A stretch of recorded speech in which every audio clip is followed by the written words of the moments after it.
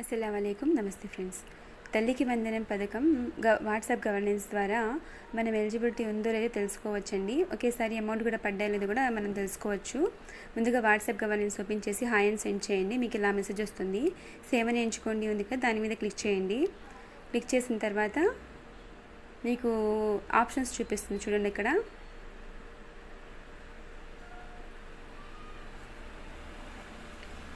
తల్లికి వందనం పథకం మీద క్లిక్ చేసిన తర్వాత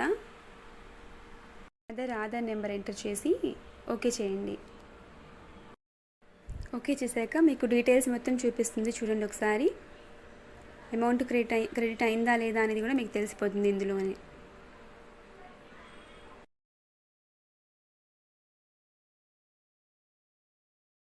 ఓకే ఫ్రెండ్స్, ఈ వీడియో కనుక మీకు యూస్ఫుల్గా అనిపిస్తే ఛానల్ సబ్స్క్రైబ్ చేసుకోండి. అలాగే లైక్ చేసి కామెంట్ చేయండి ఏమైనా డౌట్ ఉంటే. థ్యాంక్ యూ సో మచ్ అండి.